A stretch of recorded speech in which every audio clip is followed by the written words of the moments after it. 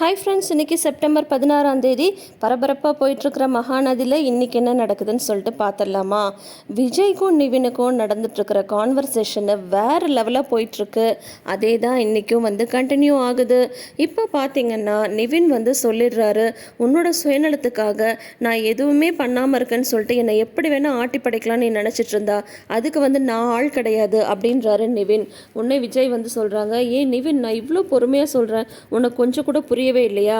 சரி, ஓகே, நான் இன்னொரு விஷயம் சொல்கிறேன், அதை நீ கேளு. போலீஸ் உன்னை என்கொயர் பண்ணாங்கல்ல, அந்த விஷயம் அப்படியே முடிஞ்சிருச்சுன்னு சொல்லிட்டு நினைக்கிறியா?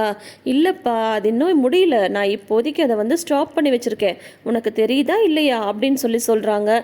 உடனே நிவின் சொல்கிறாங்க, இதையெல்லாம் சொன்னால் நான் என்ன பயந்துடுவேன்னு சொல்லி நினச்சிட்ருக்கியா?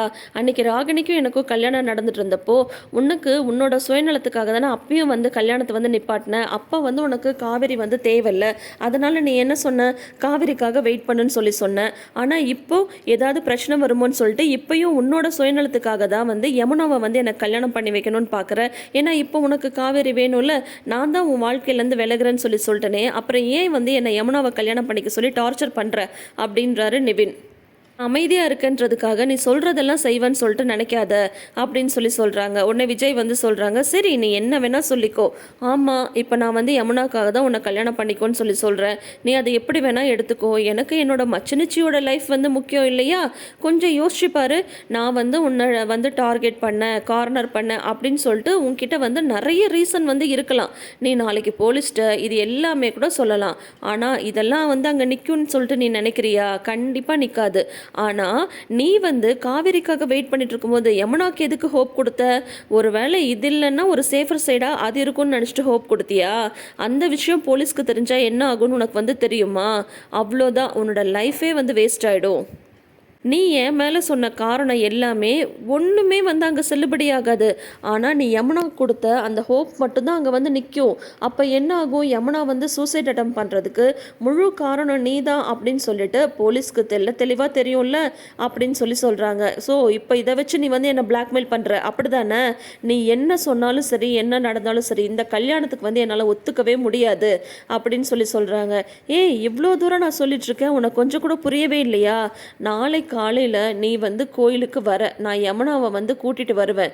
யமுனாவுக்கு ஹோப் கொடுத்தது நீ, இப்போது அவள் பைத்தியம் மாதிரி இருக்கா, அவளை கல்யாணம் பண்ணிக்க வேண்டியதும் நீ தான் அப்படின்னு சொல்கிறாங்க. உடனே நிவினுக்கு பாவமாக இருக்குங்க. நிவினை பார்க்குறதுக்கே ரொம்ப கஷ்டமாக இருக்குது. இப்போது இந்த மாதிரிலாம் விஜய் பேசும்போது, யமுனாக்காக என்னடா இவரும் இப்படி பண்ணுறாரே அப்படின்னு சொல்லிட்டு லைட்டாக விஜய் மேலே ஒரு சின்ன கோபம் வரதா செய்யுது. சரி, யமுனாவுக்கு நிவினை இவங்க கல்யாணம் பண்ணி வைக்கிறது எல்லாமே ஓகே தான், ஆனால் டைம் ஏன் கொடுக்க மாட்டேன்றாங்க நிவினுக்கு? அட்லீஸ்ட் அவருக்கும் கொஞ்சம் ப்ரீத்திங் டைமுன்றது எல்லாருக்குமே தேவை இல்லையா? அதை கொடுக்கறதுக்கு யாருமே ரெடி ஆகலை. இப்போ இன்னைக்கு இல்லை நாளை கல்யாணம், இன்னைக்கு இல்லையா நாளை கல்யாணம் அப்படின்ற மாதிரி தான் போயிட்டுருக்கு. விஜயுமே இவ்வளோ தூரம் மெச்சூர்டாக படித்தவராக எல்லாமே வந்திருக்காங்க. காவேரி தான் யமுனாக்காக கல்யாணம் அவசரப்படுத்துகிறாங்கன்னு பார்த்தீங்கன்னா, இப்போ விஜயும் ஏன் அவசரப்படுத்துகிறாங்க? நிவின் தான் சொல்லிட்டார்ல, உங்கள் லைஃப்பில் இனிமேல் நான் குறுக்க வரமாட்டேன்னு சொல்லிட்டார்ல. அப்போ ஒன்று யமுனாவுக்கு புரிய வைக்கணும், அவங்கள ஏதாவது ஒரு ட்ரீட்மெண்ட்டு கூட்டிகிட்டு போகணும், இல்லைன்னா அட்லீஸ்ட் யமுனாவோட அன்பை நிவின் புரிஞ்சுக்கிற மாதிரி அதுக்காவது டைம் தரணும். கல்யாணம் பண்ணி வச்சுட்டா மட்டும் எல்லாம் சரியாயிடுமா? இந்த பையன் மட்டும் பாவம் இல்லைங்களா? அப்படிதாங்க உண்மையிலேயே நிவினை பார்க்கும்போது தோணுது. ஆனால் இப்போ லாஸ்ட்டாக விஜய் கிட்டத்தட்ட பிளாக்மெயில் தான் பண்ணியிருக்காரு. நீ மட்டும் நாளைக்கு வரல அப்படின்ற மாதிரி இருந்தா உன்னை பற்றின இன்ஃபர்மேஷன் போலீஸ்க்கு கொடுத்துடுவேன் அப்படின்ற மாதிரி தான் இப்போ பிளாக்மெயில் பண்ணிட்டு போயிருக்காரு. நிவின் குழப்பத்தோட உச்சத்தில் இருக்காரு. குழப்பன்றதை விட பாவங்க, ஒரு மலை உச்சியில் கொண்டு போய் ஒரு தனியாக நிப்பாட்டினா எப்படி இருக்கும்? சுற்றி எல்லாரும் நிவினை கார்னர் பண்ணிட்டாங்க. இப்போது இங்கே பார்த்தீங்கன்னா யமுனா ஹாயாக டிவி பார்த்துட்டு உக்காந்துட்டு இருக்காங்க. ஏன்னா அவங்க நினச்சது நடக்க போகுது இல்லையா? காவேரி கண்கொத்தி பாம்பு மாதிரி யமுனாவையே கவனிச்சிட்டு இருக்காங்க. உள்ள கிச்சன்லேருந்து பால் எடுத்துகிட்டு பார்த்தா டிவி பார்த்துட்டு இருந்தேன், யமுனாவை காணோம். உடனே பதறி போயிடுறாங்க காவேரி. யமுனா எங்கடி போனன்றாங்க. உடனே இவங்க அக்கா, நான் இங்கே தான்க்கா இருக்கேன், என்னக்கா பயந்துட்டியா? ஆனால் எனக்காக நீ பதறதையும் பார்க்க எனக்கு சந்தோஷமாக தான்க்கா இருக்குது அப்படின்றாங்க. ஏண்டி இந்த மாதிரிலாம் பண்ணிகிட்ருக்க? நீ நிஜமாவே இப்படி தான் இருக்கியா? எனக்கு ஒரே குழப்பமாக இருக்குது. கோயிலையே நீ என் மேலே கோவப்படுவேன்னு நினச்சேன், ஆனால் நீ ரொம்ப கூலாக அதை எடுத்துக்கிட்ட. நிஜமாவே உனக்கு என் மேலே கோவம் இல்லையா? நிவின் வந்து ஃபோன் எடுக்கலன்னு சொன்னதுமே நீ டென்ஷன் ஆன. ஆனால் நிவின் வரமாட்டாருன்னு சொல்லும்போது நீ ஒன்றுமே சொல்லலை, வீட்டுக்கு போகலான்னு சொல்லிட்டு என்ன தாண்டி நடக்குது அப்படின்னு சொல்லிட்டு கேட்குறாங்க காவேரி. அக்கா அதெல்லாம் ஒன்றும் இல்லைக்கா, எல்லாமே நாளைக்கு சரியாக போயிடும், சரியா நீ கூலாரு அப்படின்னு சொல்லிட்டு அவங்க போய் உட்காந்துடுறாங்க. நாளைக்கு சரியாக போயிடுமா, என்ன சொல்கிறா இவ அப்படின்னு சொல்லிட்டு மறுபடியும் காவேரிக்கு வந்து குழப்பாயிடுது.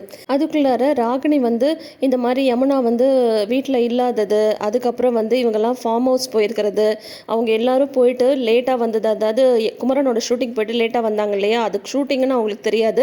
ஆனால் லேட்டாக வந்தாங்க. அங்கே வந்து காவேரி மிஸ்ஸிங். இப்போ என்னென்னா தாத்தா என்ன சொல்கிறாரு, 3 பேரும் ஃபார்ம் ஹவுஸில் இருக்கான்னு சொல்கிறாங்க.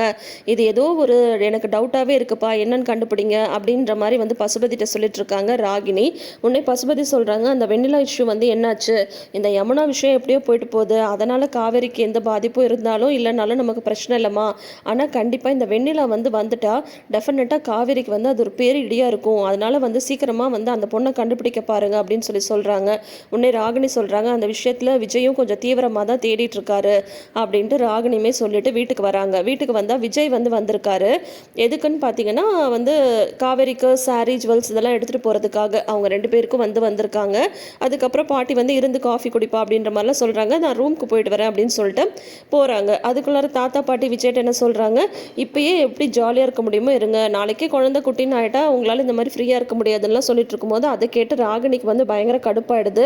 பார்த்தீங்களா அவங்க என்ன சொல்லிட்டு இருக்காங்கன்னு சொல்லிட்டு, முதல்ல இந்த வெண்ணிலாவை வந்து கூட்டிகிட்டு வாங்க, இல்லைன்னா இந்த காவேரிக்கு மட்டும் ப்ரெக்னென்ட் ஆகிட்டா அவ்வளோதான், வெண்ணிலாவை கூட்டிகிட்டு வந்து யூஸ் இல்லாமல் போயிடுன்னு சொல்லிட்டு அஜய்கிட்ட வந்து ராகினி வந்து திட்டிகிட்டு இருக்காங்க. இவர் மேலே ரூமுக்கு போயிட்டு சாரீ இதெல்லாம் எடுத்து பார்த்துட்டு எப்போ இருந்தாலும் புது சாரியே வாங்கிடலாம் அப்படின்ற மாதிரி விஜய் வந்து கல்யாணத்துக்கான ஏற்பாடெல்லாம் பண்ணிகிட்ருக்காரு.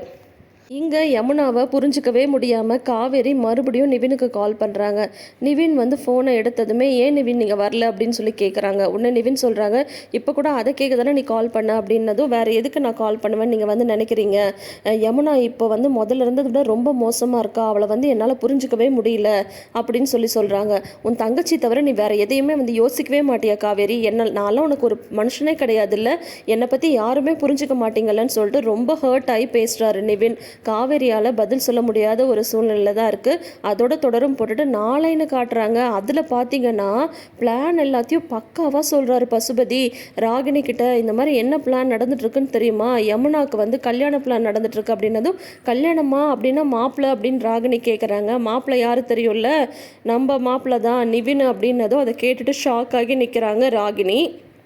விஜயும் நிவினும் சந்தித்து பேசினது பசுபதிக்கு எப்படியோ தெரிஞ்சிருச்சு. அது மூலயமா வந்து பார்த்தீங்கன்னா இப்போ இந்த கல்யாண ஏற்பாடு வரைக்கும் எல்லாமே கண்டுபிடிச்சிட்டாரு. இப்போது ஒரு கேள்விக்கான விடை வந்து நம்மளுக்கு கிடச்சிருச்சு. நிவினோட அப்பா அம்மா எப்படி அங்கே வராங்கன்னு சொல்லிட்டு நம்ம யோசிச்சோம் இல்லையா, பசுபதி வந்து தான் சொல்லி அவங்கள வந்து கூட்டிகிட்டு வந்துடுறாங்க. பசுபதி எப்போ பார்த்தாலும் இவங்களையே சுற்றி சுற்றி வர்றதுனால நடக்கிற விஷயம் எல்லாமே வந்து பசுபதிக்கு வந்து தெரிஞ்சிருக்கு. ஸோ இப்போ வந்து இந்த கல்யாணத்தை நிப்பாட்டுறதுக்கு நிவினோட அப்பா அம்மா வந்தாச்சு. ஆனால் கல்யாணம் நடந்தே தீரும் அப்படின்றதுல விஜயும் காவேரியும் வந்துட்டு ரொம்பவே இதாக இருக்காங்க. முக்கியமாக விஜய் வந்து ரொம்ப குறிக்கோளோடு இருக்கார். இவ்வளோ அப்டக்கிள்ஸை மீறி இந்த கல்யாணம் நடக்குமா நடக்காதா அப்படின்றதெல்லாம் இந்த வார எபிசோட்ஸை பார்த்தா தெரிஞ்சிடும். ஹை வோல்டேஜில் போயிட்டுருக்கு மகாநதி. என்ன தான் நடக்க போகுதுன்னு சொல்லிட்டு வர எபிசோட்ஸ்க்காக நான் வெயிட் பண்ணிட்டுருக்கேன். நீங்களும் வெயிட் பண்ணிட்டு இருந்தீங்கன்னா மறக்காமல் சேனலை சப்ஸ்கிரைப் பண்ணிக்கோங்க. நோட்டிஃபிகேஷன் பெல் ஐக்கானில் ஆல் சிம்பிள் கிளிக் பண்ணிக்கோங்க. கூடவே இந்த ப்ரிவ்யூ உங்களுக்கு பிடிச்சிருந்ததுன்னா லைக் அண்ட் கமெண்ட் கொடுங்க. தேங்க்யூ.